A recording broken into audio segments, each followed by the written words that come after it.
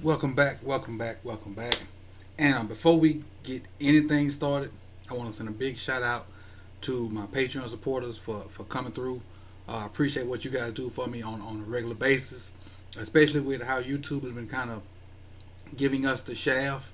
And I really want to shout those guys out. And I think I'm going to start shouting them out at the beginning of pretty much every show. And if I mispronounce your name, don't charge it to my head, because I still love you. Brandon Bazell, Darius Daniels, Brandon Henderson, and I think I misspelled Daniel, so I go back and change that. Joshua, Mark Van Berskirk, Errol Povos, Jared Green, and Miss Antoinette Creed.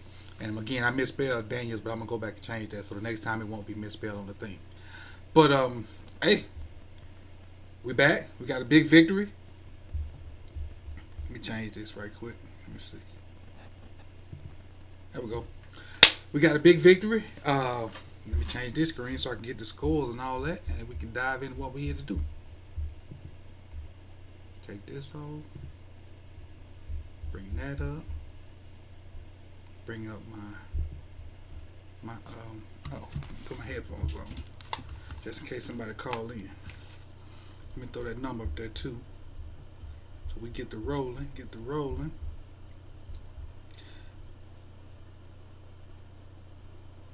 Lower call in. There we go.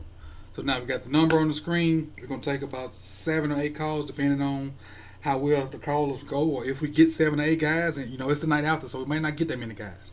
The hype then kind of fell off of what we did, so we may get callers. We may not get callers. Let me make sure my sound's good. I didn't check that before we started. Mic check. Okay, we good. We good. Nah. On to it. We beat the Cleveland Browns by the score of 47-42, and I appreciate Cleveland for throwing that ball backwards a bunch of times and helping me win my little bet. Ravens were a favorite +3, and then that safety at the end of the game made us win by 5, which means we won that bet by 2, and I appreciate the Browns on giving me a few little dollars. Thank you, Cleveland. Second of all, I talked to Quincy, early in the week. Quincy is the Browns YouTube guy. And, we were cracking jokes about us not being able to run the ball on them, saying we weren't going to get 294 on them. And I kind of threw the comment in there. I said, okay, we'll just get 200. Well, we got 230. We got 230 on. And for what we did as a team, I'm ecstatic. We barely won, whatever, but I'm ecstatic.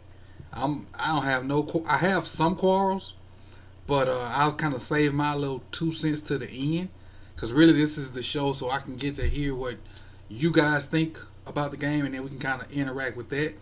And I got Terrence jumped in right off the bat. So we're gonna go with Terrence first, and we got Coleman on deck. So let's go with Terrence. Let me mute Coleman. Make sure we good. Terrence, you good? You here? Okay. All right. What you got for the show? There was a lot going on in that game yesterday. I think the offense is pretty much right now, the past 2 games is what they were last year, not throwing for 300 yards or trying to throw for 300 yards, getting 200 yards on the ground, 100 or so in the passing game. And I think we can win like that as long as we keep running the ball the way we are. And a lot of the Lamar yards coming off of scrambles, they don't always have to be design runs. I'm a big fan of that.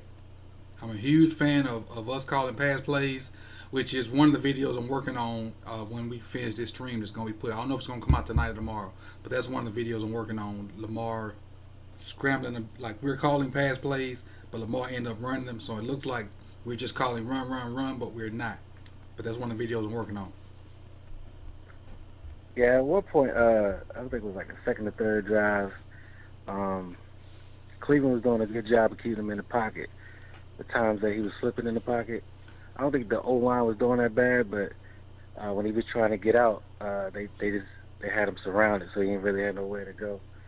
But they got away from that, and he started getting out of the pocket. What you think about the job the O line did? I thought it was pretty good. I don't think any of those sacks was really on the O line. 9 times out of 10 on those plays, I didn't watch the all 22 or nothing on replay. He would look at the first couple reads, and then he was looking to get out, and somebody was there. It wasn't like 0.1 second and somebody was in his face. It was more or less he went through his reads, and he's still holding the ball, and they was able to get to him. Yeah, those we didn't have a lot of guys open, so to speak. So that was part of the problem. But that's one of the things I'm looking at. And I get to look at it more because I'm not finished watching the all 22. I've watched most of it, but I'm not finished with it. But we didn't have a lot of guys open like that. Tell me what you think about the first play, and I'll tell you what I saw in the all 22. Tell me what you think about it, just from looking at it from the TV view. Just by watching the previous games, I think he probably had a shot to somebody. They didn't pull. But one thing I do like about that first play is it was a tendency breaker. I know people were complaining like, "Oh, first play, here comes Ingram up the middle," and it looked like that same play again, Ingram up the middle, but it was a flea flicker. Right. We just didn't capitalize on that tendency breaker. Yeah, I want to watch the all 22 to see if somebody was open deep, but that's what I'm going to tell you. They weren't. They weren't. So what happened was, obviously, we faked the little dive, which was the play we normally start with, and which was, that was, I like Wink for thinking, like I say, outside the blocks, but trying to break tendencies. And so it was Hollywood, not Hollywood, I'm sorry, it was Marquise and Boykin. And so they kind of ran toward the middle like they were going to cross. They stuttered a little bit. Hollywood went like straight down the middle, and Boykin tried to come underneath. The middle safety took Hollywood, and he wasn't open. The corner dropped down on Boykin, and he wasn't open. So that's why Lamar, tried to do whatever he had to do. And because they didn't really sell blocking on them. They kind of both came off the ball kind of at this slow speed and kind of popped their feet, and you could tell they was kind of counting in their brain. Then they just took off running. So it really didn't fool the safeties. The safeties and the deep guys didn't bite. They didn't bite on it. So it wasn't anything that was missed. It was a good decision because they weren't open. Now I think if Hollywood had ran across the safety's face, maybe he would have been open. But he just chose to run straight up the seam. I don't know if it's by design or by choice or whatever. But they weren't open. Gotcha. Also, from the offense standpoint, I for some reason when McSorley is in the game, I feel comfortable. I feel like he's gonna play decently. I'm not saying he's Lamar or anywhere close to it, but when McSorley is in the game, I don't feel like he's gonna do anything stupid. He looks poised in the pocket, and he's not afraid to throw the ball. A lot of times you get young quarterbacks in there, and they just patting the ball. But Trace will get the ball out of his hand. Unfortunately, we don't have to worry about seeing Trace anytime soon. I know, right? Unfortunately, we snake bit with that backup quarterback, boy. Good thing Lamar came back from doing whatever he was doing in the back and kind of helped us out. But it looks like Huntley will be the backup guy from now. I hadn't heard. I'm assuming I hadn't heard anything different. Like Huntley will be the guy that's stepping up to be the backup. Yeah, I don't mind that either. I like what I saw from him in college. I don't know how quickly he's getting the playbook, but I don't mind him being a backup either. Not the biggest fan of RG3 though. He looks shaky in the pocket to me. Yeah, he's an older. His time about his time about it, honestly. No disrespect to RG3, I like what he's done for us, and he's kind of had stability in that spot. But I think, if something goes down, and the thing is with RG3 is, and I don't want to bash because RG3 can win a game. He can win a couple games, and that's what we need a Yeah, backup guy for. RG3 can win a couple games. He could if everybody else around him do what we supposed to do. But with the receivers we have, that's gonna limit RG3 because they can't make they not making plays for Lamar for the most part. So they definitely not gonna make plays for RG3, who's probably has a weaker arm and probably is even less accurate as Lamar.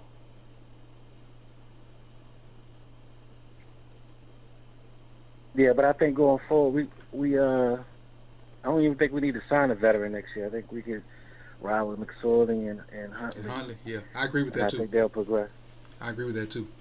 Lastly, give me a defensive start for you even though I know we gave up 42 points, but somebody had to stand out for you on the defensive side of the ball. Uh, the one play that stands out to me, like consistently, Derek Wolf Mm-hmm. always gets in the backfield on running plays. He always penetrating. But I'm gonna go Brandon Williams. Okay. He always he got a pass deflection. I've seen him make a couple plays in the run game. I've seen him get moved a little bit in the run game, but I think most of them was getting moved in the run game. That's one of the things. Like the Browns and the Titans, they seem like the same team to me. Like Mm-hmm. they'll run at us, and then they'll find different opportunities to make a play in the passing game to move the sticks. Right. I think either one of those teams in the playoffs is going to be tough for us because we have penetrators, but not. We don't have who's the guy named that went to Minnesota? I can't believe I forgot his name. Pierce. Where we had just two stalwarts just not going to be moved in the middle. Now we got smaller guys that are a little more shiftier and quick, can penetrate, but they can get moved though. Right. If they get any more movement than what they get on their own, there are gaps, especially on the backside. Now, if Calais gets healthy, I think that'll shut some of that down. But that's if he gets healthy. He he moved better last night, but I still don't think he's close to 100%. But he did move better and move around and look a little bit more agile than he did the week before. But Calais, kind of getting healthy toward this stretch run will help Big Baby out down there. But I think Big Baby was one of the guys that kind of stood out to me also. All right, last question. I'm sorry. Go ahead. I think we did pretty good against the run. They didn't really gash us for long runs or nothing like that. Mm-hmm. But the biggest issue I had was them letting Baker Mayfield get outside the pocket, extend plays. That was that's one thing I look back on. I was like, man, how did they let Baker Mayfield do? I know he's a mobile quarterback, but that's one of the things that I didn't like from the game last night as far as defense. And they probably didn't game plan for that because he doesn't do it a lot. So the couple times he did it probably wasn't in the game. Yeah, he can. He can move a little bit. No disrespect to Baker. He can move a little bit. And he's people smash on Baker, and I'm not a Browns fan, but he's there. If he played well, they win. If he don't play well, they lose. He's their guy. And he played well yesterday. We just played a little better. We made a few more plays than he did. Oh, I want to touch on Bowser too. Oh yeah, I think Bowser is great in coverage. The guy. I think he's average setting the edge, and I think he's average as a pass rusher. So if we bring him back, it should be at on the low end of the cap. I think McPhee definitely needs to come back. McPhee is one that stands out almost every week. He makes a play, running game, passing game. He does something every week. Bowser, if it run game, pass rush, he's okay. He's very good in pass coverage though. Yeah, Bowser's versatile. He's like a trying to see who in the frame he puts me at because he can rush the passer pretty good. He's not a great edge setter like you said, but he does a good job of not the fake blitz, but I guess it is a fake blitz and dropping in the coverage. He's good with his hips. He's good with his hips and made a heck of a play on the ball. Heck of a play on the ball. But that's who he is, and I think Wink is starting to put all these different ingredients in this hat and mix it up and stir it up and start to pull out some stuff. Because if you think about it, I don't know if you guys saw the interview I did with Quincy, but I talked about them, running those screens, and they ran a ton of screens early. Did. But Wink adjusted, or the guys adjusted, and they didn't help in the end. I think they ran them too much early, which is the reason they couldn't get them off late in the game. Which I don't care about that. But my other defensive guy to stand out wise, and then I'm gonna move on to my next caller, is Yannick Ngakoue. And he ain't gonna have no stats. And I think Sarah talked about this on Twitter last night. He probably may have one pressure, like a technical pressure, but that cat is this close from having sack fumbles and sacks. I mean, he reached out and grabbed Baker's hand to slap the ball down yesterday. I think he probably had like at least 3 or 4 pressures that I can remember last night. But that's the guy I wanted to definitely highlight. But Terrence, I appreciate you calling in. We got who we got next? We got the Jaguars. So I don't know the time. I think it's Sunday at 1:00, and so definitely around 4:30, 5:00. I'll be waiting for you to call in and give your 2 cents on the next victory in line. I got one more question. All right, go ahead. Hail Mary. This is the second week at the half against the Hail Mary. We have a spy and drop everybody else. Mm-hmm. That doesn't seem to work for me. I think you got to put some pressure on the quarterback. What's your take on that? Not like different strokes for different folks. Different strokes. If we had a ton of tall DBs, I'd be cool with it, but we don't. So I think we need to get more than one person rushing to get that ball out before they even get to the end zone. That's my thing. We need to get that ball out before it even gets to the end zone. So yeah, I agree with you. We need more pressure on it. I appreciate it. All right, appreciate you, Terrence, and we'll talk to you Sunday. All right, next. Let's see what's next. 518. Coleman, you on the line? Go ahead. What you got? Who I got on the line? Oh, you got Judon still spinning and ain't sacking nobody. The spin. He on spin cycle. Yeah, you know that. What's good with you?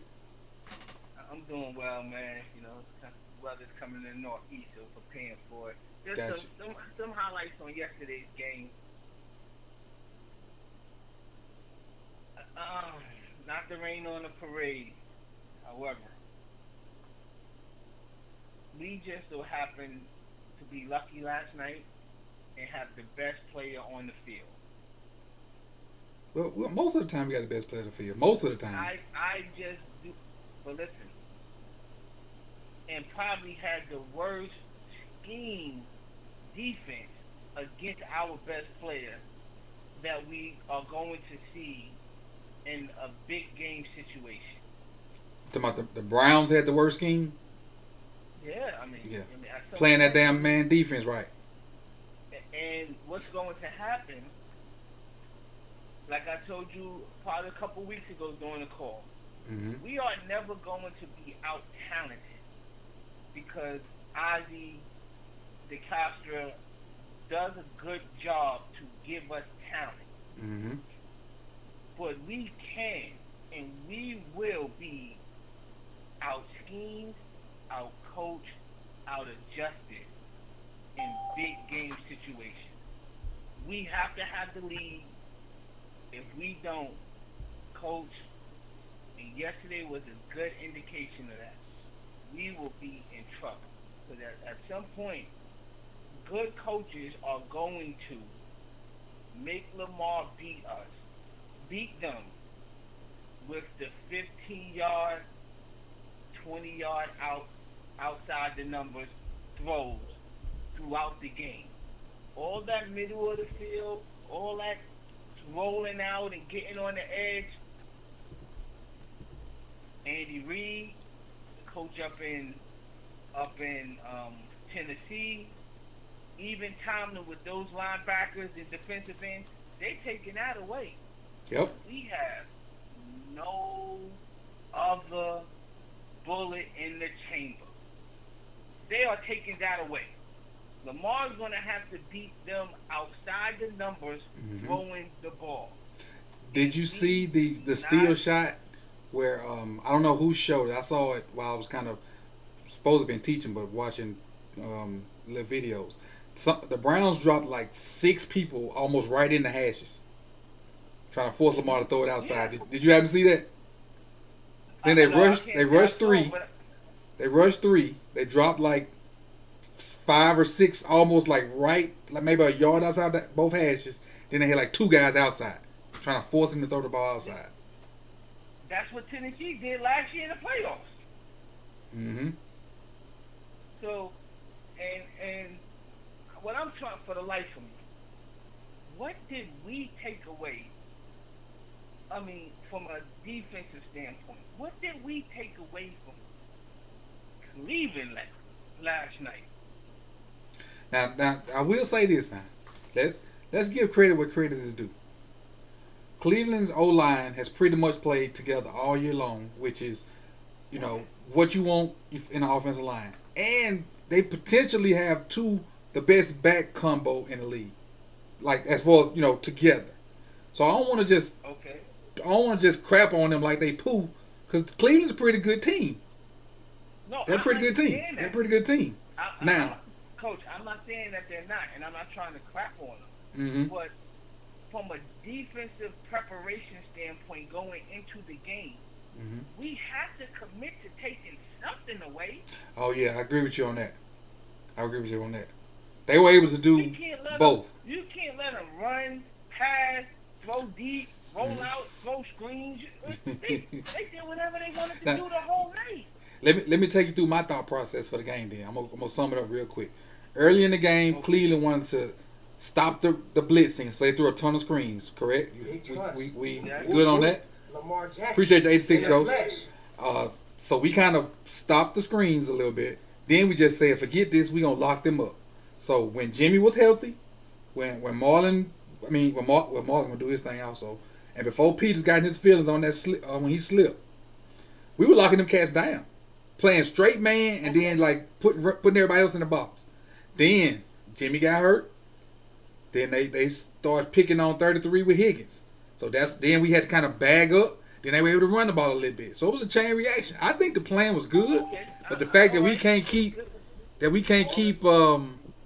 guys healthy makes the plan change. So then Wink adapted, but his adaptation didn't work because they were killing 33, and he ended up getting hurt also. They ended up putting Cocap out there at corner, and Cocap can't cover nobody. I thought 33 faced an injury too. You was like, man, I ain't blaming this on me. Well, he was on Marlowe's post-game Instagram with a boot on his foot on the plane. Oh, okay. So maybe he still was in fake mode. I don't know, but it is what it is. Okay, I understand that. Hey, I'm gonna tell you one thing.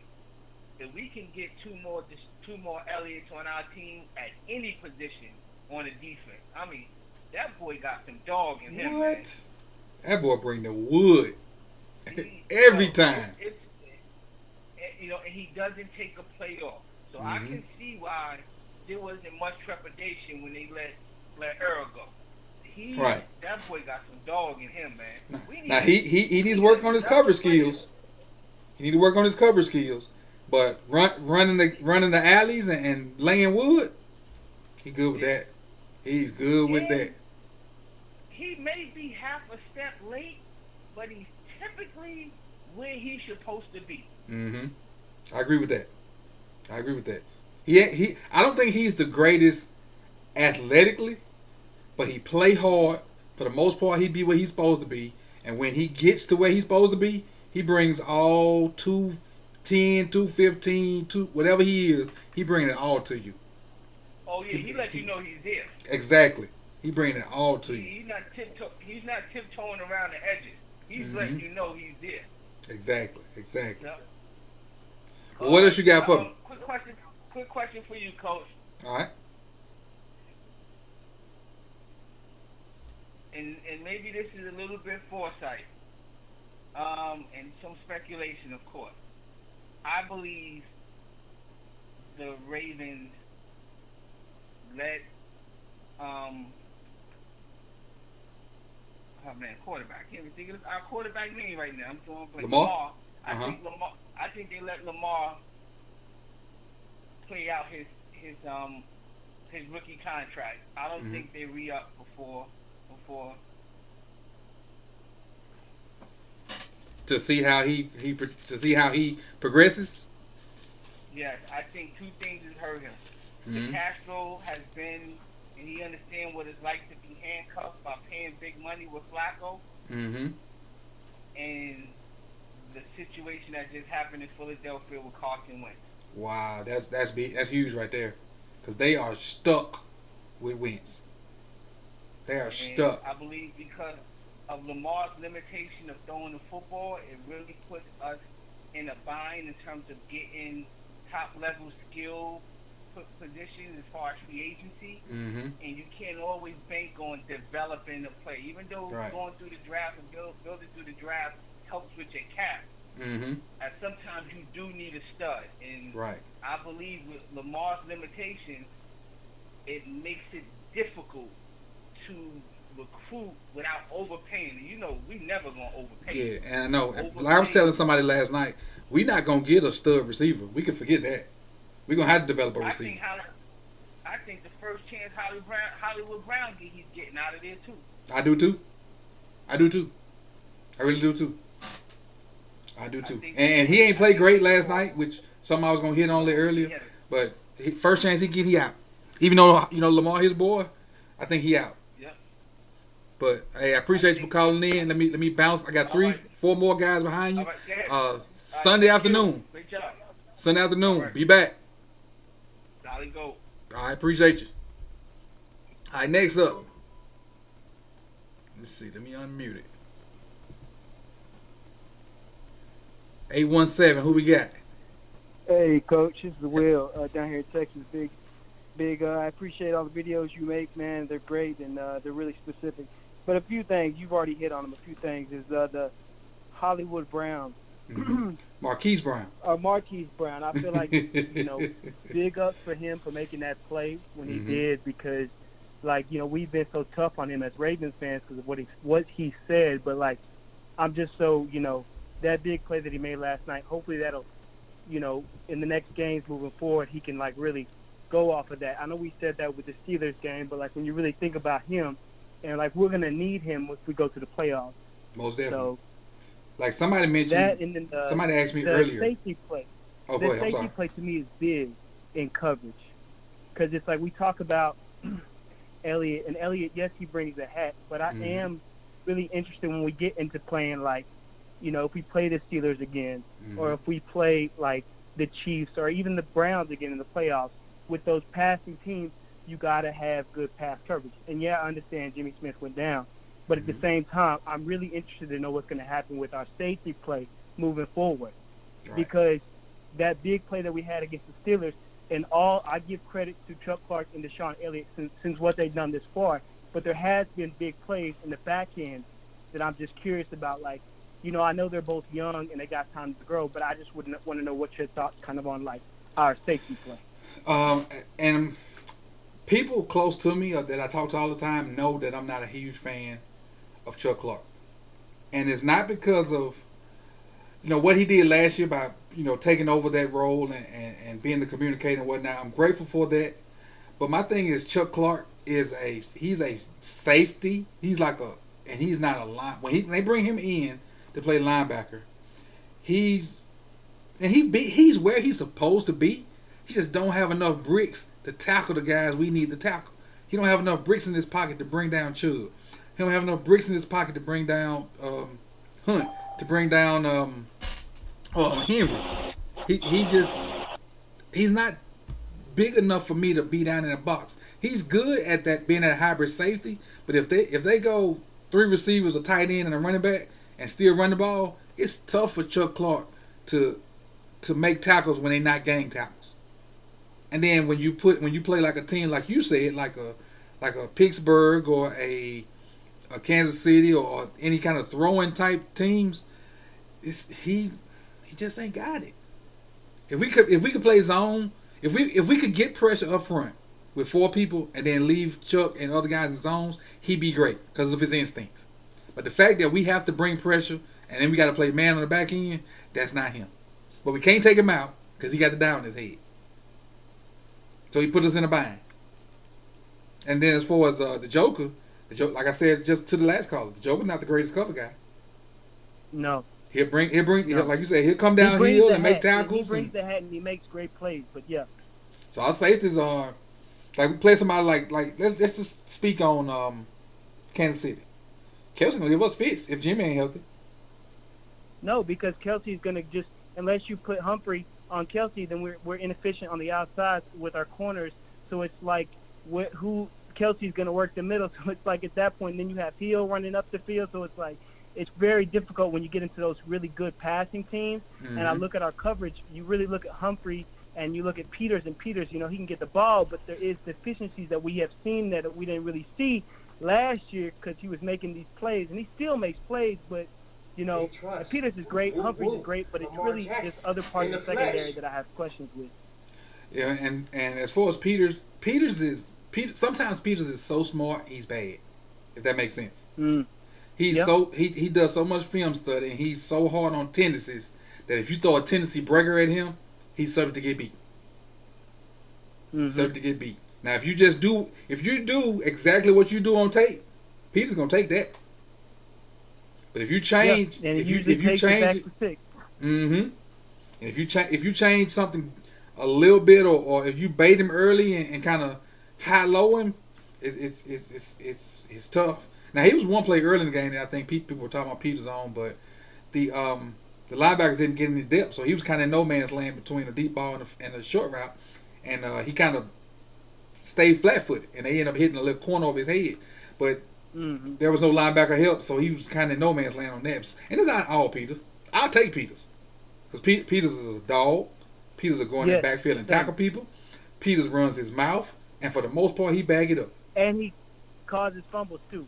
That's one thing that he also causes many fumbles. Him and Marlon. Humphreys. But if you think about it, it was 3 balls on the ground early in that game. If we get in of those 3 balls, we potentially blow them cats out. They're going to bounce our way, though, Coach. Those bounces, as long as they keep going for those balls, those ones that are going out of bounds, they're eventually going to bounce our way. So I'm excited about that. They just need to keep causing them, and we know that they will, because Humphrey, every time he touches the ball, that ball is popping out. So we'll get those bounces eventually. So, and also I was going to say my last quick thing, Coach, quick thing is Greg Roman. We finally saw him. I was like, man, what are you going to do with Mark Ingram? Because Mark Ingram is the heart. He's the heart of this team, and we know that. But we knew it was time. It was time to make that change. And he gave Mark Ingram that first play, all right? And I understand that it is respect of the vets and all that, but at the same time, it's like, okay, we see that now. Now we've moved on, and now I think they finally turned that page to realizing, like, okay, maybe we give Mark Ingram, because I feel like continuing, even the next game, they're going to give Mark Ingram that first play, or maybe they won't. Maybe they finally realize, but it seems like they've turned the page on that.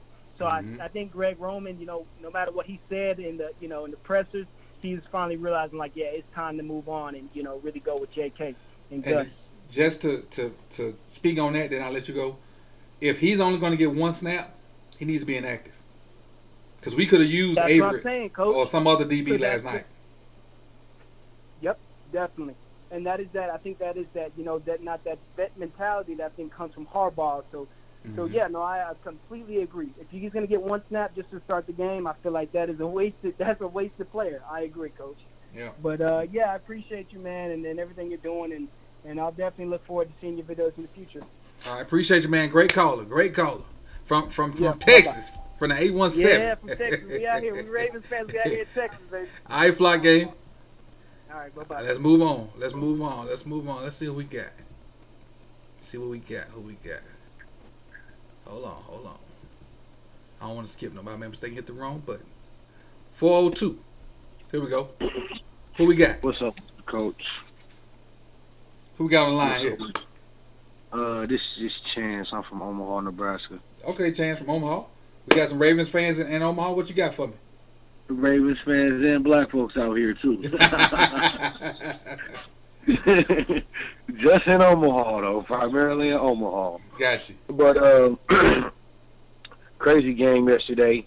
Was a lot going on, of course, as we all saw. I've been listening to some of the previous callers, and they all been having good insight. I think everybody can see right now that our safety coverage squad or duo is definitely exposable and able to get exposed. But based off like what you saw yesterday, how do you feel about the defense moving forward? You know, like I feel like, do you feel like this season is somewhat like close to being a wash?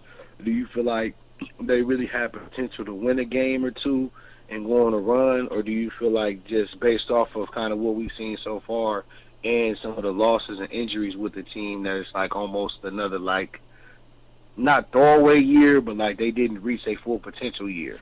Because we have lost a lot of starters that make an impact. Yes. What my answer to that is, we have not played a full game. We have not reached our full potential defensively yet. Because when I think we were starting to gel and learn how to play off of each other and what people do well and whatnot, bam, the COVID situation. So then we come back with basically the JV squad and have a spirited effort versus the Steelers. Then we come back again playing a JV squad in the Cowboys and kind of smoke them. So you can't really tell if your team is good or not because the Cowboys was like 32 in 4 or 5 different categories. So come back to last night. And I think the Browns, and I've said this a number of times, are on paper one of the better teams in the NFL. Their signal caller is normally the guy that either has them up or down. On paper, offensively, they're one of the better teams in the NFL because they got talent all over, especially even when Odell was there. But to have Hunt, Chubb, Landry, them 3 good tight ends, and Higgins kind of doing what he does, they pretty well off. And then that O-line has been healthy all year. So I just don't think our defense has found their full potential yet, and we constantly getting these nagging injuries, which may end up hurting us in the playoffs. I think there's a run in us, but Jimmy has to either sit out and let that groin heal or what. Calais is slowly getting better. Brandon Williams is playing all kinds of good ball. Yannick is almost there. Bowser's getting better. Judon's still kind of giving us what he gave us last year. You know, Judon. Bowser's playing better than Judon. He is that. Marlon, and I put it on Instagram today.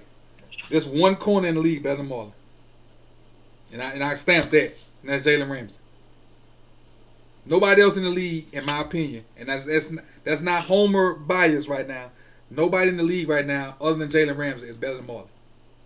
And I feel you, and I know a lot of us, we know Marlon and what he is, but it's like these past few games, and like you said, some of they coming off from the COVID. Mm-hmm. It's a lot going on, but I feel like Marlon and Juice Man haven't necessarily played their best last few games, which we know it's a full season, so that's going to happen. But, right. You know, hopefully Marlon can get back to how he was playing at the beginning of the season because the defense need that bad.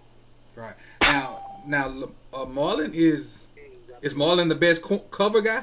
Nope. Is Marlon the best in run support? Nope. But you put all Marlon talents together, and that's what makes him the number 2 corner for me. You put all his stuff in a pot, mix it up, and that's why he's the number 2 guy to me, because he don't cover better than Ramsey.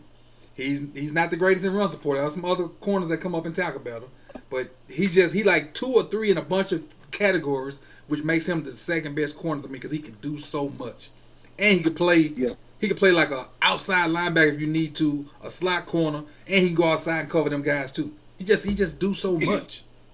He does. Yeah, he does. He does a lot. You know what I'm saying? Like, you know, he struggle with the D ball and different little petty pass interferences, and you know we expect a lot from Marlon, but he came off so hot, and I feel like that's why the expectations have continued to be so high. It's like for me watching, I'm like, Marlon shouldn't get caught on. Like, no PI, don't get caught on, only get punch out. So, you know, we done kind of got spoiled. Because, you know, at corner, you going to have games and you going to have plays that you give up. It's just the nature of the beast in in the defensive line is not helping them much at all. Right. So you can't expect them to cover forever, you know. Right. And that's the hardest position to play. Yeah, and I Because still all think, the rules against you. Yeah, and I still think up to this moment he's probably been the most consistent and impactful player on the defense. You know what I'm saying? But I don't like outside of Marlon and Juice Man, like who's really like that big impact threat player on our defense where it's like you looking at him, you scouting for him. Maybe Calais. Like I feel like even though we know DeCosta has invested in the defense, like who on our defense outside of maybe Marlon, and Juice Man really scare you and make you just scheme for him? I'm gonna say Calais. Calais, right? He's not healthy, and the thing is, I see is a lot of people are scheming for Queen. They're trying to fool Queen. A lot of people are doing things, different counters, and whatnot. I feel like they've been using his speed and athleticism against him. Exactly. Showing him one thing and doing something else. So he's showing him a lot of eye candy. Yes. So I think you know, at the NFL level, sometimes even Ray Lewis would do it, but he was so calculated. Sometimes at linebacker, you just go. Yep. Sometimes you just go at the instinct, and it's like, damn, I made a mistake, but I made it 100% because sometimes plays happen so quick or a call getting in late. We know we're not out there. We're not the professionals, so you know. And for his rookie year, he still has done a lot. But yeah, I've seen him get schemed into a variety of different eye candy to throw him off. Right. And the thing is, coaches will tell you, and with him being a rookie, and you know, with me being some of the young guys that we have, if you make a mistake, just make the mistake going 100 miles per hour, and that's what he do. Right. He make the mistake, you know, wrong or right, he make it going 100 miles per hour. Now, what I will say is, if they're not scheming for those guys, I'm gonna say Yannick, because a lot of people know they can't just sit back there and pat that ball, because Yannick is coming. Yes, he is. He's coming. He is. But I guess my thing is the Costa spent so much on the defense, or he made a lot of investments in the defense, and it's almost like, yesterday was just one game, but it's almost like, It's almost like they just getting like, it's almost like they was getting handed to them at will yesterday, and we can leave that as a shootout, and you only as good as your last game. So hopefully they do tighten up. But like you said, Jimmy's going down. Already lost Tavon. You know what I'm saying? So it's just like it's tough. Like really, Jimmy is a savior. Like I know Engraven be saying Jimmy should be gone. I'm like, they might want to try to bring Jimmy back and just play him 8 games. Right. Play him 10 good games next year again, because you never know what can happen. Tavon injury prone. I mean, you can't always expect Juice Man. I mean, Juice Man's pretty durable, but the corner situation that they've been through, like if they wouldn't bring Jimmy back, I'll be astonished. Right. Or we're gonna have to bring somebody else in that's equal to what he do. Just like have Jimmy on IR for the first 8 games. Yeah, you got to do something. I think they should keep him, especially if they can get him for the vet minimum or something affordable. Let me transition real quick to the offense so I can let the last few callers get in. Okay. The offensive line woes. How much? Let me ask you this: is it realistic for the team to be able to make the progress in the passing game that they need to, with offensive line woes, with Greg Roman not always dialing up the right thing, and Lamar sometimes missing on throws? Like, what is the realistic expectation based on where the Ravens are right now moving forward with the passing game, considering all of those components? To me, it's to find 5 guys and say, these are my 5. Now, you 5 start to figure each other out. You start to know what, like, if Powers is gonna be the right guard, okay, I need to know how well whoever the right tackle is, whether that be Fluker or who was our rookie from Mississippi State, Phillips. And did you notice him getting beat a lot? Yes. On pass plays, the rookie. Both of them. Fluker too. Right. I couldn't really tell who was worse, but number 54 was having a field day on him on a couple plays on Lamar. I'm like, he can barely get his hands on him. Right. Now, Olivier Vernon is pretty good too. So, but I didn't see Miles. 54 is. I think so. I didn't see Myles Okay. Garrett in the backfield a lot, which is what scares the crap out of me. But I do think we have a right guard. I think Powers is that right guard, and I said that last year that Powers should have been that right, that guard when Yonder left. I think our left side we're using Orlando and we're using Bozeman. I think the center's position has been established. We just got that right tackle, which is a huge, huge position because that's where most of people's best rusher is. That right tackle. Right. That's the spot that got to, and they look like they're having trials. They having Fluker. They having, and I commend them for trying to find the right guy.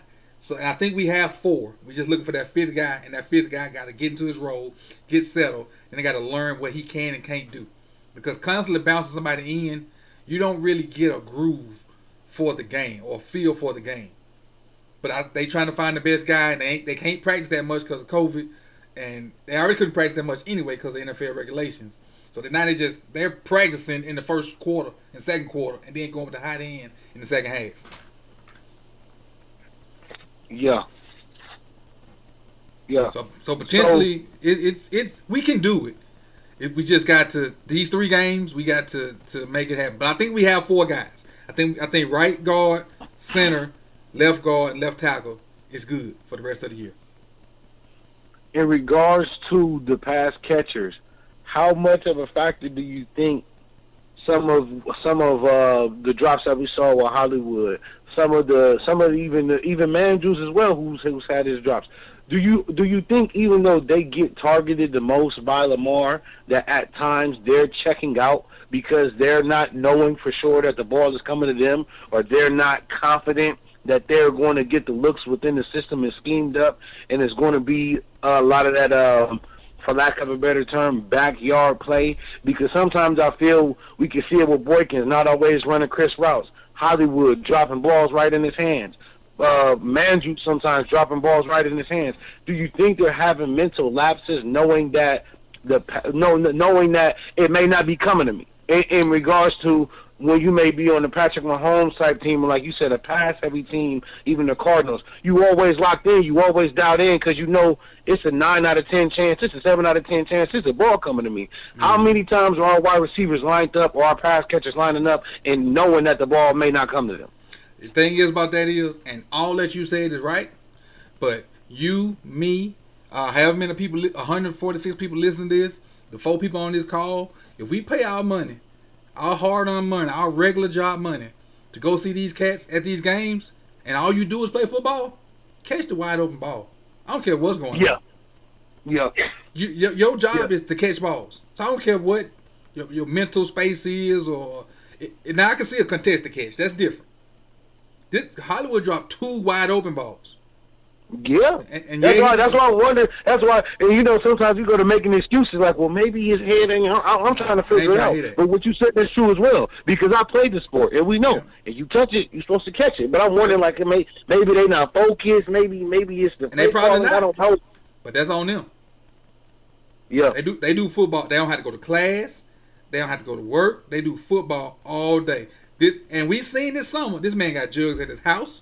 I'm sure he got jugs at whatever his apartment is and wherever he live at in Baltimore. He got the facility. I'm not trying to catch the ball, bro. Right. And let me ask you this though too. We've seen the transition, and now they riding JK and Gus. I'm struggling to see why. A lot of we can't say it a lot of times, but I'll say the last few times Boykins has got a shot, he's done something with it. Why are we not seeing the same increase or the same usage levels increasing for somebody like Boykins? We Duvernay barely got a touch. The one play he was going to get a touch, Harbaugh called the timeout. Why are we not seeing these individuals who we've seen flashes from not continue to get chances along with Hollywood and Mandrews? I'm gonna answer this one. I'm gonna go to the next guy. Because the last 2 games, because if you think back 3 games ago, the Steelers game before that, Duvernay was starting to get a lot of plays, a lot of touches, or a lot of attempts, right? But these last 2 games, we've been running the ball almost at will. So those touches that Duvernay may get have not been there. And then you come back, Lamar had 9 carries, probably 3 of those were design runs. So that's 6 more pass plays that were called that Lamar ran on. That may have went to Duvernay or may have went to Prochet or somebody else or Boykin. So we just didn't have to throw the ball because we the last 2 games we ran the ball almost at will. And that's, when you run the ball like that, we're going to use the clock and we're just not going to have as many passes. And so that's where that come in at. But I don't think they forgot about Duvernay. I definitely don't think they forgot about Duvernay. All right, Coach. I appreciate you. Enjoy the rest of your evening. I enjoyed this call, man. Appreciate it. And hopefully we back here Sunday with another dub.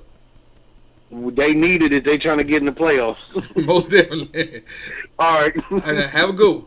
All right, let's move on. Great call right there. Who we got next? 941. Hello, Coach. This is Philip. Hey, Philip. How you doing? Doing well. I've called in before. I appreciate all your professional content. To start off with, I just want to give you that accolade. Thank you. I appreciate it. And, it. I want to get on some positive notes because I know all of us, all of us true Ravens fans, not bandwagon fans. And, we're not jumping on the Lamar bandwagon. But just want to get on to some positive notes that you had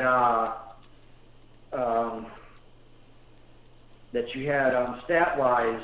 You had, Lamar Jackson only carried the ball 9 times, 124 yards, and he averaged almost 14 yards a carry with 2 TDs rushing. Then you had J.K. Dobbins had 13 carries on 53 yards, averaged 4.1 a carry. Then you had Gus Bus, 7 carries, 49 yards, and he averaged 7 yards a carry with 2 TDs. And both Dobbins had the 1 TD off of the where he ran it in when Bowser got the interception, which I think Bowser probably scored, but he got in with J.K. J.K. had the cleanup job there. And then, so with them 3 guys, what I'm seeing, Gus Edwards is, what I'm feeling is, I understand Dobbins is averaging like more yards per carry, but as far as like Gus, I feel like he gets the extra yards with the contact. So getting Gus more up the middle, and then getting Dobbins more on the outside. I see him getting Dobbins more runs on the outside. I like when they do the, I like when Lamar does the kick and he gets the linebacker to come in, and then he does a little flip handoff to Dobbins, out on the flat. That pitch out. Yeah. Because we did that quite a bit in the Tennessee game, and it was working. And then we were working for like 3 plays. We were gashing them, and then of course, then they decided, to take Dobbins out, and Dobbins was a little mad because he was getting in rhythm. But I'm getting on some other with those. With Lamar's stats alone running the ball, he had more rushing yards than Hunt and Chubb combined. He did. And so I mean, shout out to the as far as us stopping the defense on the run, which we did fairly well. We contained them, with Calais and Big Baby Brandon Williams, and. We scored, Cleveland scored first, and we scored second in the first quarter, so that was 7. We scored 14 in the second quarter. Cleveland scored 7. Our defense lit up another 13 points in the third quarter, thanks to their bad kicker. And then Cleveland only scored 6 points in the third. We scored 13 points in the fourth, and Cleveland scored 22 points in the fourth. And I think a lot of that on some of the positive notes, like you're saying, when we got Jimmy Smith is, I think, a big factor when he's healthy in the game. And if you notice, when he is healthy, Higgins wasn't catching the ball when Jimmy Smith was in there. And then when Jimmy Smith went out, that's when Stefanski and Baker Mayfield said, you know, we got a mismatch. We got a big mismatch. And they kept on hitting it. So what was it? Our guy, number 11. He's like a third or fourth string corner for us. And then he kept on getting targeted, and they were hitting him every time. Higgins, you know what I mean? Mm-hmm. So as long as Jimmy was in there, we was good. But when Jimmy went out, they found the weak link, so to speak, they found the weak spot, and I think that also opened up some of the some of the plays that with Elliott, with Sean Elliott in our safety coverage, because then they were kind of they because Jimmy Smith was out, it kind of was exploiting it. You know what I mean? Yeah, he was locking them up. But there's one other stat. There's one end on two notes here, but there's one other stat that I think they said. I don't know if you noticed that Marlon has the most forced fumbles this year of any Raven in a season. So I think they said he has nine forced fumbles. Hopefully we get those balls. But if you notice, every time Marlon is tackling, he goes right to punch that ball out, quick punch. Yep, every time. He's always trying to strip that ball. And there's one other thing there was one other thing I want to end on is there was also two other things. I don't know if you remember that it was in the second quarter. So the end of the second quarter, just going into halftime, we scored on two plays. Mm-hmm. And then we came out of halftime, we scored again on another two plays. So that's two back-to-back touchdowns on 4 plays that we ran. So those big explosive plays, they helped us out. I think if we didn't get those, you know what I mean, with that scramble that Lamar did and came out, and it was just backyard, schoolyard football, and he finds Andrews is just doing a scramble drill, and he finds Andrews, or I call him Andrews, was just a beast, goes out there, he caught the ball, and it was like a 45-yard gain for us on a passing play where Lamar just scrambled, Yeah. But don't you think with Lamar, I think he was recognizing that man coverage. Because if you notice, when Cleveland was playing straight man, and Lamar was just eating Myles Garrett up. I mean, he was eating them up like cockroaches. He was just running when it was man, when Lamar didn't have anybody open. How did you feel on that? Honestly, if Garrett didn't hurt his shoulder, Garrett scares me. Not Jason Garrett.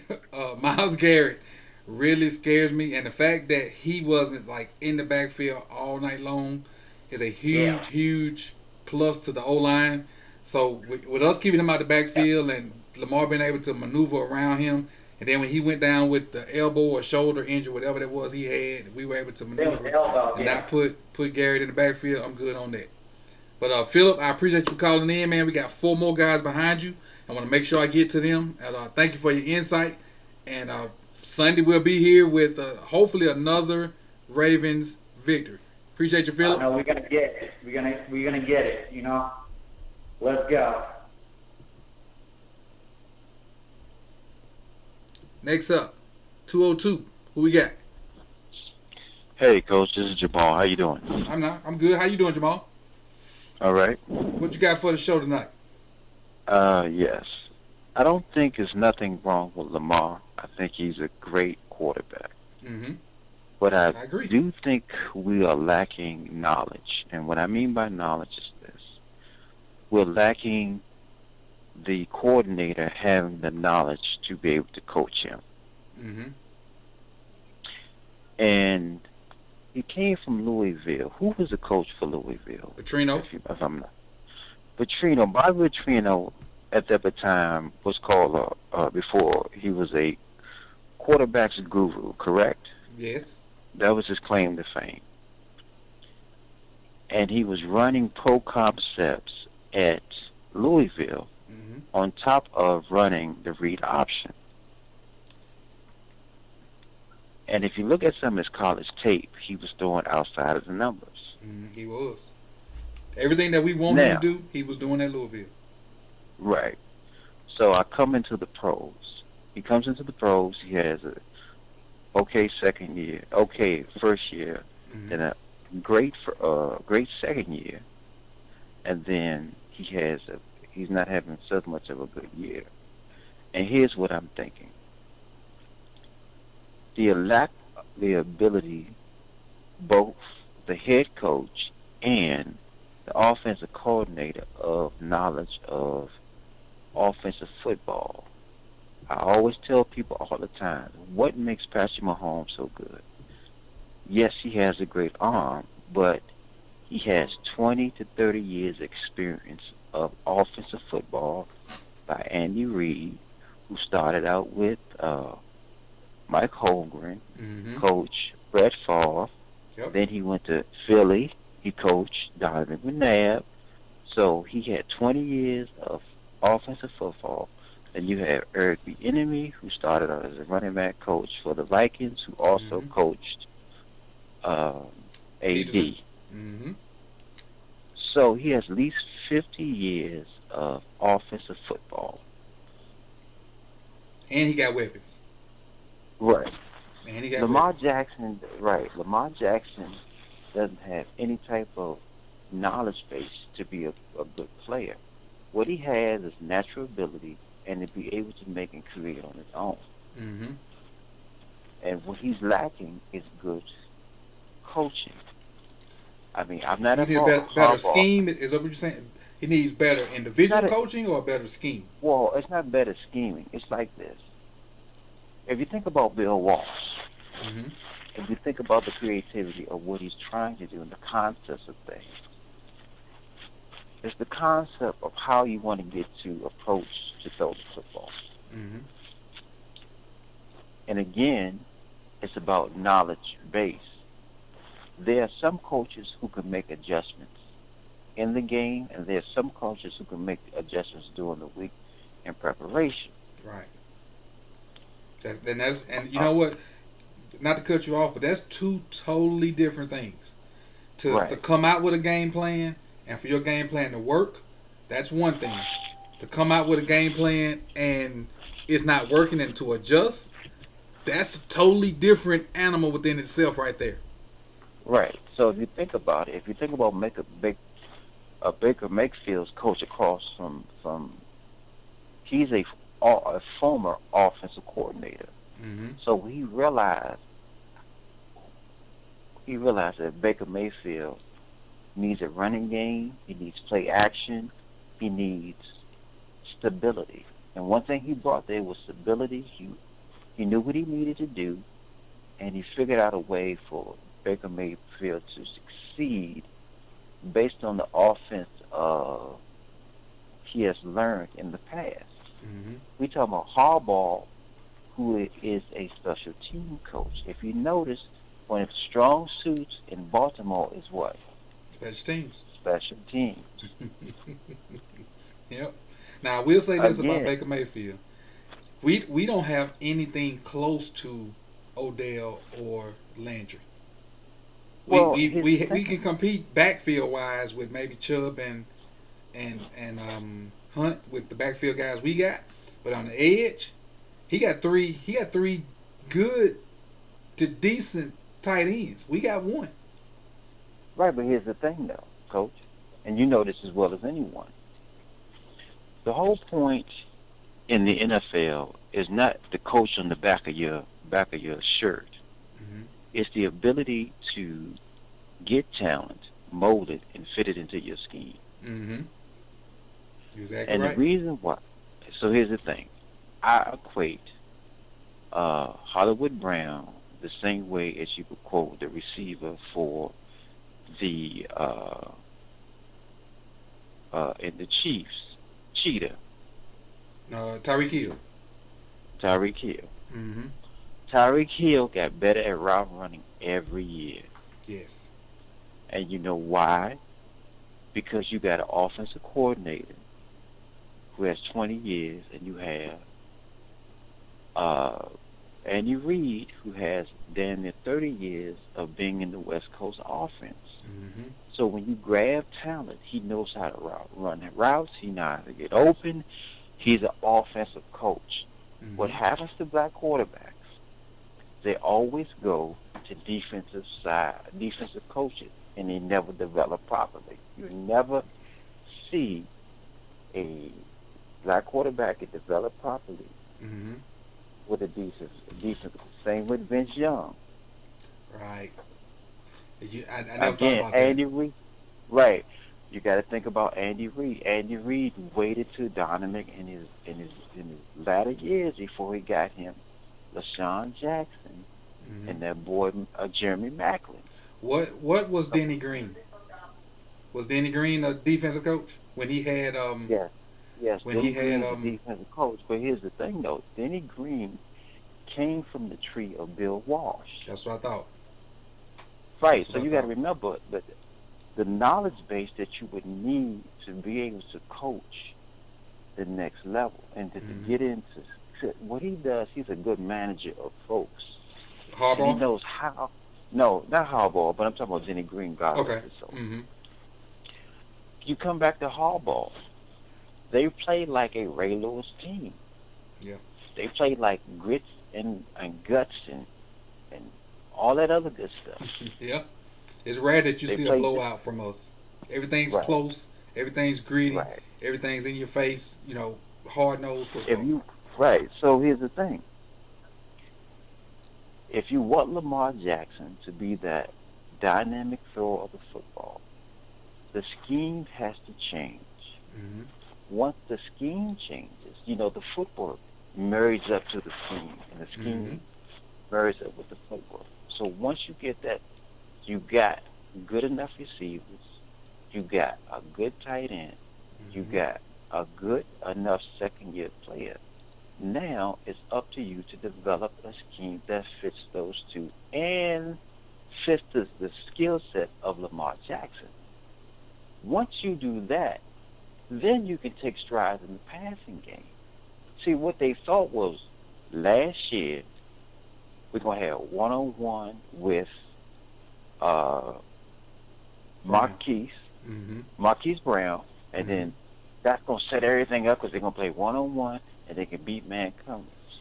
Yeah, No one in the NFL nowadays cannot beat man-to-man coverage because everything is about scheming, because people run zones.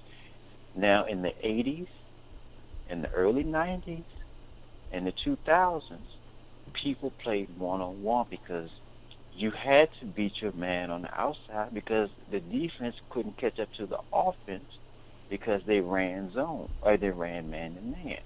So you had a lot of people who knew how to beat bumper run coverage and knew how to get open. In today's game, you have to scheme people to get open. Versus back then, you had people on the outside who could beat one-on-one coverage. Mm-hmm. There ain't a receiver that I've seen that can be one-on-one coverage, except for that boy Tyreek and DeAndre. Tyreek and DeAndre. That's what I'm saying. And they, like I said, I don't like Cliff Kingsbury, but what is he? He's a offensive coach. Supposed to be an offensive guy. Right, but again, Jamal, let me ask you this. And I understand what you're saying about this, the scheme making him a better thrower. And somebody put this in the chat box. That's why I'm going to ask you this. Are you saying they should just change this? Not change, but evolve the scheme over time? Or you thinking that's something that needs to be done now to try to help us for this year? Well, or you mean for the long like, run? Here's the thing. If I got an Andy Reid can tell me the down and distance, what defense they're going to play, where can I go with the ball, what's my third and fourth option in the read. Mm-hmm. You got, like I said, Andy Reid was under Mike Holmgren. Mike Holmgren was under Bill Walsh. They run the West Coast offense. So he gets Patrick Mahomes, he gets Eric Bieniemy, he gets 20 to 30, or damn near 50 years experience guiding him and saying, hey, I know where the rocks are under the water. I can show you how God got across the water because I know where the rocks are. He doesn't have that. When you don't have anyone who can tell you, okay, here's this here. Here's what you have to do here. Okay, if he drops here, the ball should be here. If Right. he do a 7-stepping hitch and he's running the 18-yard comeback or 18-yard dig, you have to get the ball. That's what I'm talking about. It's situational football, explaining to a young player what's his options and how can I break down the defensive bid. He Gotcha. has none of that. I agree. And again, so here's what I'm saying. I don't know how many years that the offensive coordinator for Baltimore, he's only been in the league, I would suggest maybe 5 to 6 years. Now he was If I'm not he was the coordinator when we played San Francisco in the Super Bowl. He was Colin Right. Kaepernick's coordinator, so he's at least Right, been but a I'm saying- coordinator that long, at least that long. Right, but that's right. I would say 2012, 2013. Mm-hmm. So And then that- Steve Smith I- put some stuff up on NFL Network last week where he said Greg Roman was coordinator somewhere, and it was the same formation from like '08. Then they showed something with Kaepernick and the San Francisco team in 12. Then something that we did maybe 2 weeks ago, which was the exact same formation, exact same play, that something just didn't work at the time.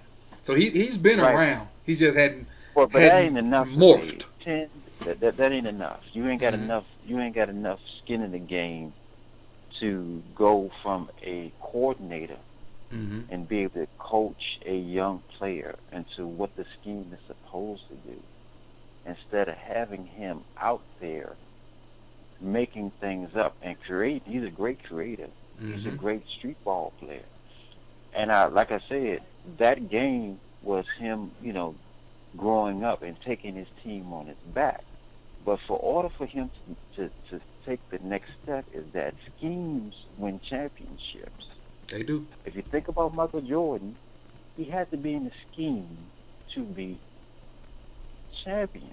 Because again, everybody knew when he went against the Pistons, he got his head bust. And then they realized, if I move Mike in certain areas of the floor, then the defense can't pinpoint where he normally is at. So, like I said again, the reason why, again, he doesn't, in my opinion, won't reach his potential is because the knowledge base and the ability to be able to make adjustments in game and make adjustments during the week. Because you got to be able to make them in-game adjustments, Mm-hmm. and you got to make that through the week. Right. I'm not a fan of Greg Roman, and he ran that same offense with my man that was the backup quarterback for the Chargers. Which is, I don't want to speak And- on that because that's Baduki why he's the backup. But go ahead. Right. And then he ran that for Colin Kaepernick. And you see, as he got caught up in the system, his numbers dropped Mm-hmm. those 3 years because he could not make the adjustments. He's great in the run game, but when it comes to passing, the run game and the passing and the footwork has to marry up to be able to be effective. You ask him at one point to drop back and throw, and then the next thing you ask him to run up the field and run the read options. If you look at his Heisman season, and you look at Bobby Petrino, how he put his game plan together, there's a lot of concepts. He's throwing the ball on the outside. He's throwing it down the hash. To me, the reason why he's doing that, to me, that is laziness in my opinion, I don't know, the laziness of the offensive coordinator, because it's the easiest target. I get it that you're trying to draw the linebackers and then you're trying to put it over their head. And then I'm gonna tell you what really made me upset. I know you got other calls. He's gonna try to do a flea flicker on the first. He did do it. He couldn't do it. That's what I'm saying. Here's the thing. Why are you doing a flea figure? Why can you not do the inside receivers do a curl, the outside receivers do a 18 yards in route? Like, that's the simple shit I'm talking about. Like, the simple, basic stuff. He's going to do a flea figure. And the reason why, again, those receivers are young receivers. They don't know bump and run coverage. And only way they can get open is they scheme to be open. They got to be schemed to get open. That boy number 13 is fast, but he doesn't know how to run routes. He doesn't know how to be an NFL receiver. Not yet. Hollywood, right, not yet. Hollywood, I seen the routes when he made those one catch, he a pirouette and made a hell of a catch. He has the ability to be able to be an NFL receiver. NFL receivers have to be able to be bump and run coverage, know how to sit in the zone, and know how to run their routes without veering off and come right down the line to be able to run the crisp, tight routes. Again, I don't think that Lamar's knowledge base is not good enough to beat Kansas City's because they have great knowledge bases. And if you mess up with Eric Bieniemy, what are you gonna do? He gonna get up in that behind. And again, when you got coaches who are offensive minded, who've been in the game as long as those two, and then you have a talent on top of the talent that you got a receiver, you got an opportunity to win 4 or 5 championships. And again, he might be just to me. I think Lamar just as good as Patrick Mahomes. But what makes Patrick Mahomes head and shoulder of everybody else? Knowledge base and talent, and the ability to know what to do because he's coached up well and they scheme it perfectly. I mean, so that's what I got to say, bro. Hey, I appreciate you, Jamal. It's all good insights, and it comes from a not just a emotional football standard. It comes from a guy that knows his football, been around a minute, and kind of knows what he's looking for. I appreciate your insight, and we'll be back here Sunday night. You need to be on that staff, man. You need to be on that staff. I ain't that good yet. I ain't that good yet. Hey, brother, and some of them ain't that good either. So you ain't. So yeah. So hey, I appreciate it. A lot of people get their name up of nepotism. The Redskins. Excuse me. The Washington coordinator. Used to be the father of the Dallas coordinator in Dallas. Yep. Yeah. And the Belichicks. But appreciate you, man. Exactly. All right, man. All right. The conference has been locked. That's a great call. Great call. We got 2 more left. We got Zion, I think, is up. What up, folks? What up? Can you hear me? What you got, a musical going on back there? No, I'm at work. My bad. Go ahead. Hold on. Give me a second. Yeah, but great win by the Ravens. I don't think Hart or questioning Hart about them has been the problem.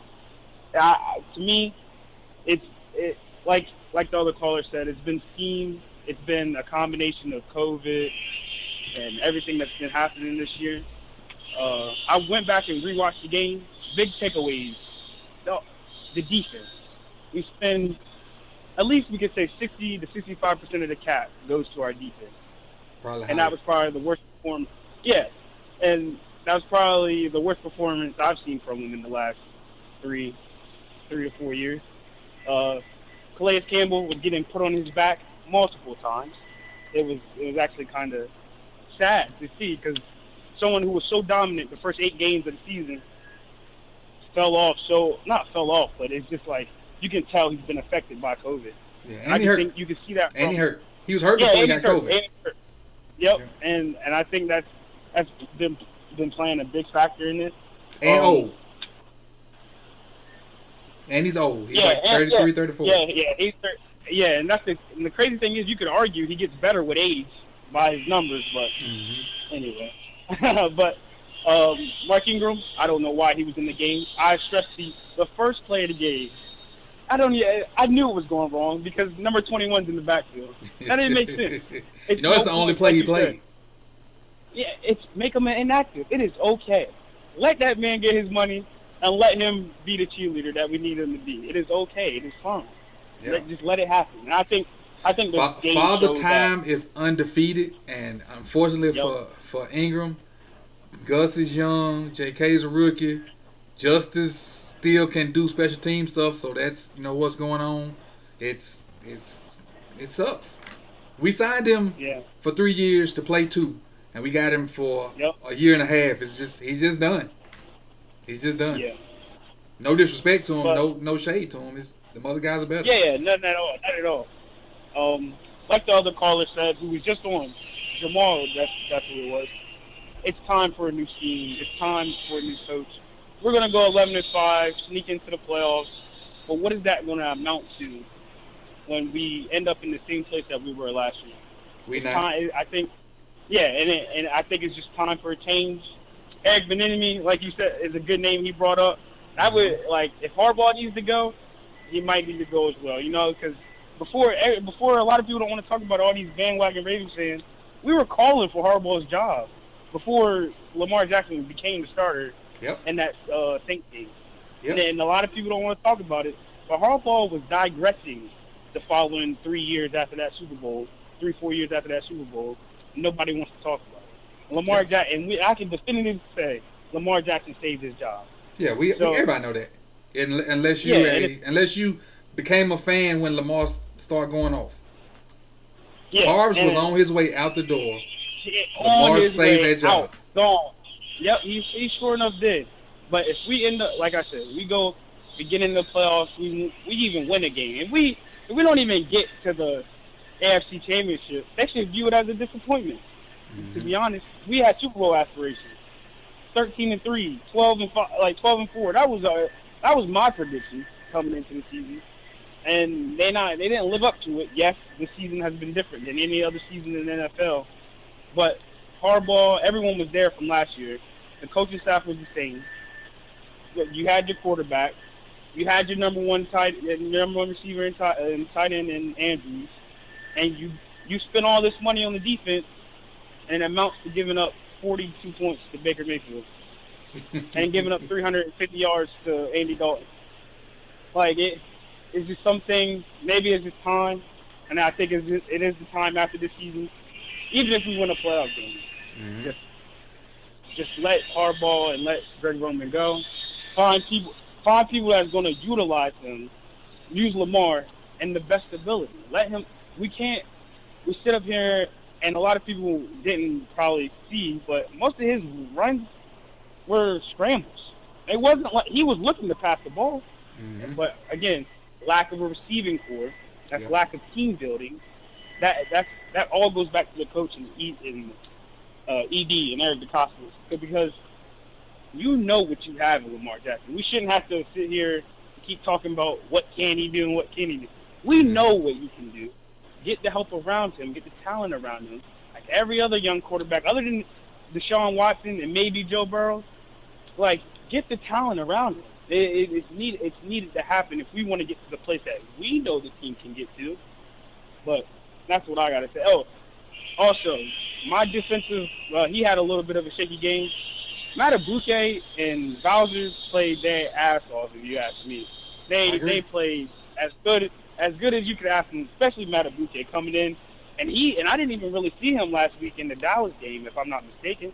So it was just good that we got the win. The team showed heart that we know they had.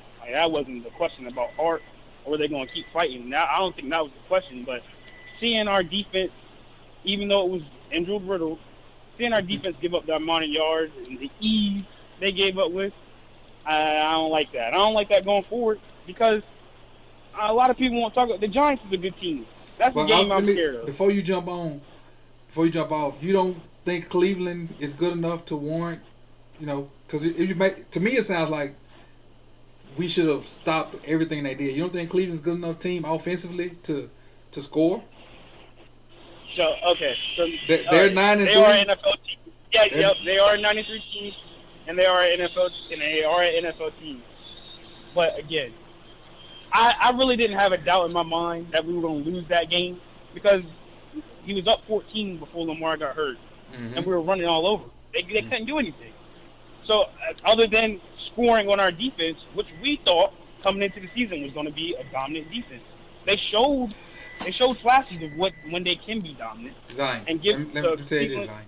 You and me and probably half of the people in this chat box could have caught balls on number 33 last night. Oh, for sure. And that's what got them back in the game. Him. Yeah. Yep. Because we were like, if you look from like the middle of the second quarter on to like maybe the middle of the third, or when Jimmy got hurt, or whenever that was, we were playing man coverage, locking them up. And the only yardage they were getting were maybe in the run game. They weren't getting. Only person that could get open was Landry, and that was on these short, quick hitches and slants and whatnot. Everybody else, and that was awful off. And he got those slants because they were playing off. They wasn't, and they were third down and they were short. Because they were doing hurry up stuff, and we couldn't get off the field. And they were, we had another illegal formation. It was we did. I missed it. Illegal. I think we had a illegal something. We definitely had something where nothing in wasn't on the line. But and then I think Harbaugh called the timeout right before Duvernay had a touchdown.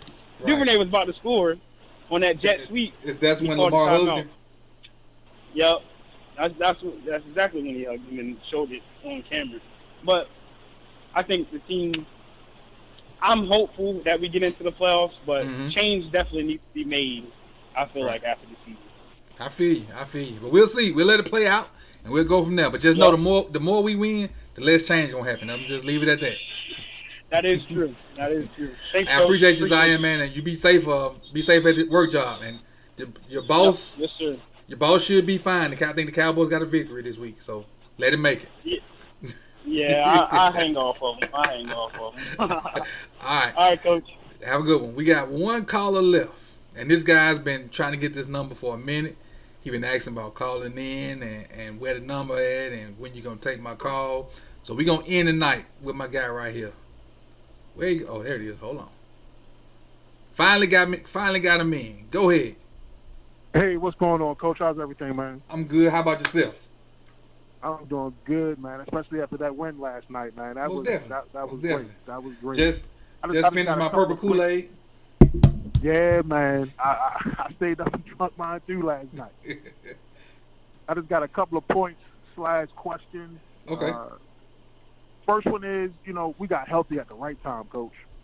We still ain't all the way healthy. We better we though. Still ain't all the way healthy. We got healthier at the right time. Mm-hmm. We got healthier at the right time. Even with Lamar, a little cramping last night, he came back out and did what he did. That's the first thing, man. It came up at the right time. The guys on the defense, guys getting off their COVID list. That came at the right time, getting healthier, and hopefully we can keep going forward and getting healthier and getting to these playoffs and try to make a run for it. Second point, you can elaborate on this. Some cute, Coach. Did you notice? Look, last night, Lamar looked like Lamar, even from, and I'm talking about the Lamar from last year, not even from the beginning of the season when we were winning games.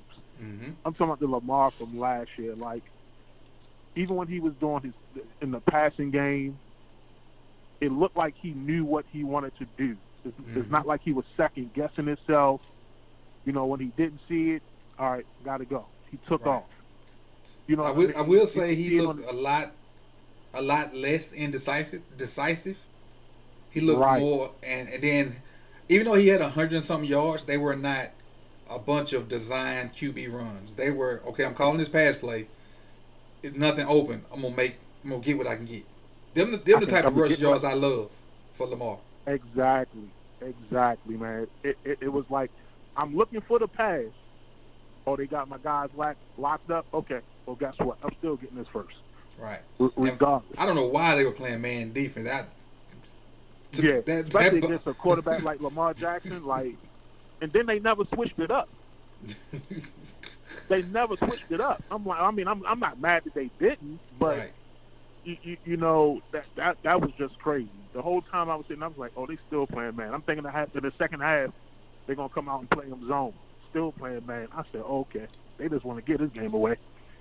I appreciate it. But then my other point was, let's go with the cornerbacks last night. Like I keep hearing everybody, and I was listening to some of your cohorts on last night. I won't say their names, but I asked them the question. I said, because of what happened last night with our corners, as far as Jimmy going down, then I forgot that guy you just got when talking about him. 33 came in. Mm-hmm. I'm like, that's what we call him. All us in the chat box call him 33. We don't know his name. 33, exactly. Like and I told them I'm not talking about this year, but going forward. And I do agree with one of your callers where they said we should bring Jimmy Smith back next year and maybe put him on injury reserve and bring him back the second half of the season. I would not be mad at that at all. Mm-hmm. I would not be mad at that. Or we need to go find another solid outside corner. Mm-hmm. And then even if Tavon comes back healthy, we still need to find a solid person to take that slot corner position for the fact of we keep, some people saying that, Marlon getting beat or Peters getting beat. It's the fact that, you got Marlon having to slip down the side to that slot position. And for somebody that's supposed to be an outside corner, to me, I think he does a heck of a job in the slot still. Versatile. I believe what Peters, say it again, Coach? He's versatile, extremely versatile. He's extremely. Then I think Peters' issue is because, like you said, his strength can be his weakness at the same time because he studies so much and he wants to jump routes and get picks.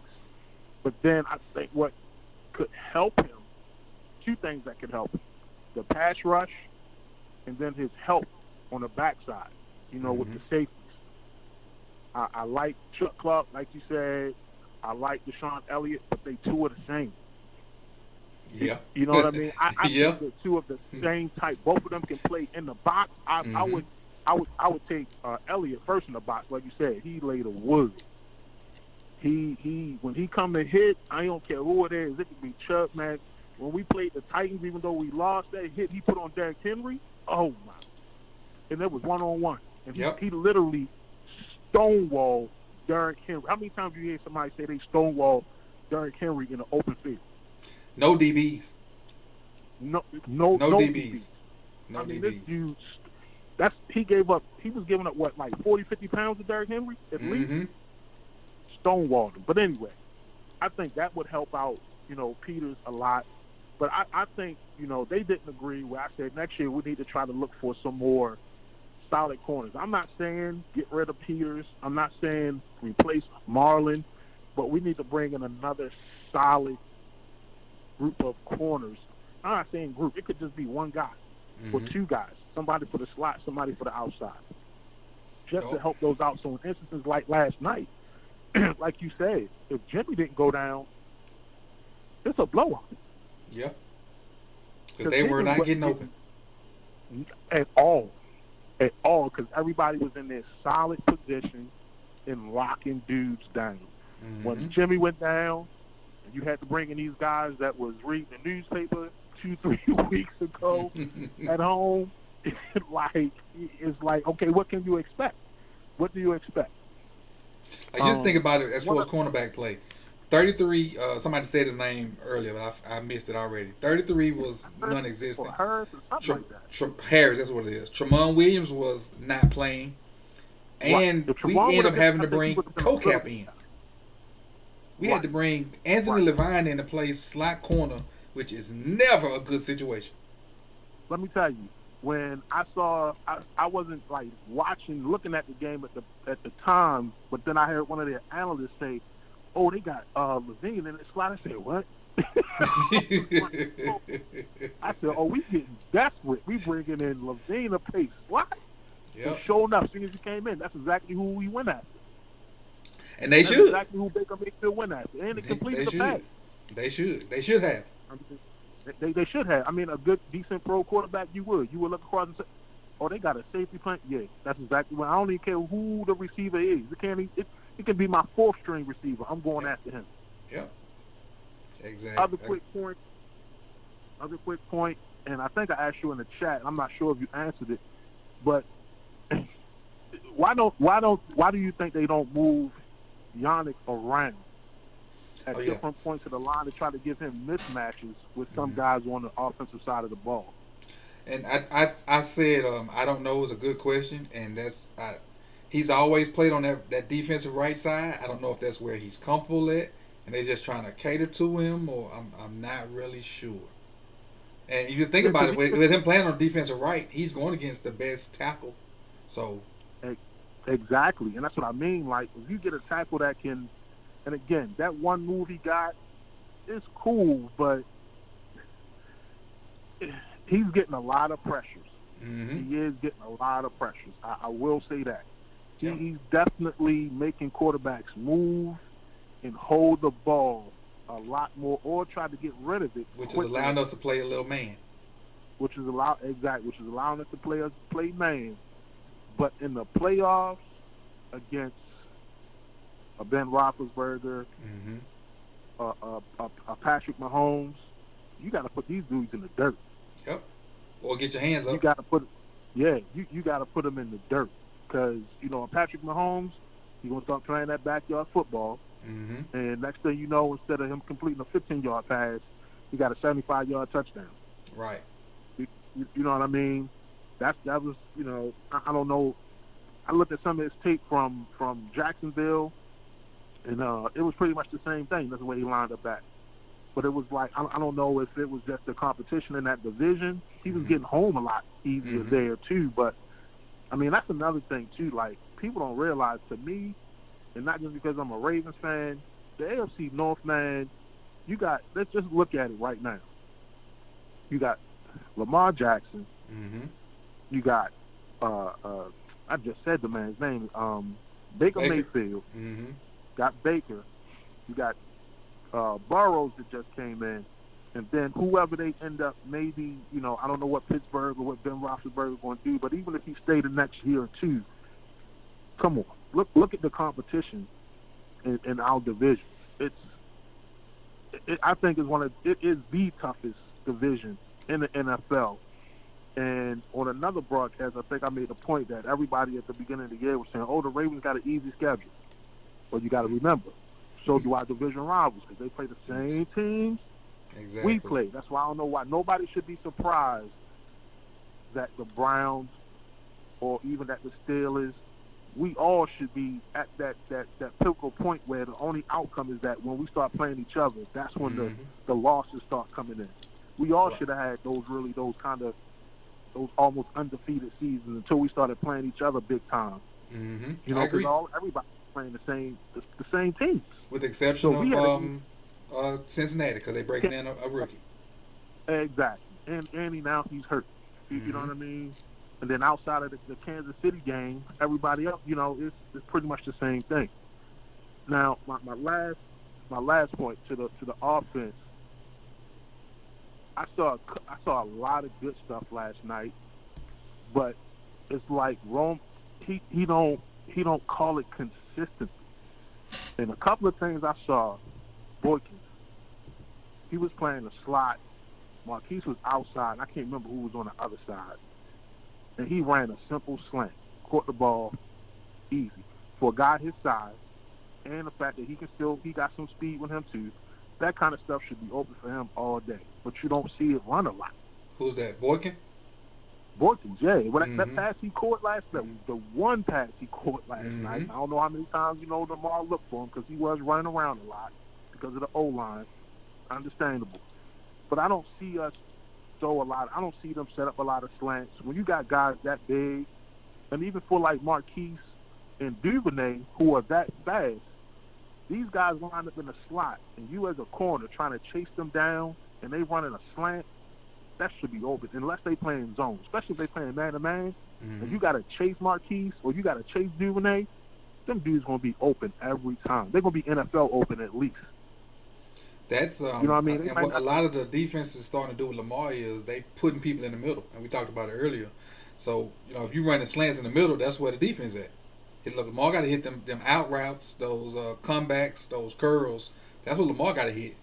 Because, Oh, yeah. slants are going to be open, but eventually the defense going to close to the middle because they know that's where Lamar wants to throw the ball. Yeah, that's true. He do like to throw to the middle. But I agree with your caller that was on there, too, about scheming stuff up. I do think in the passing game, they need to scheme a little bit more stuff up.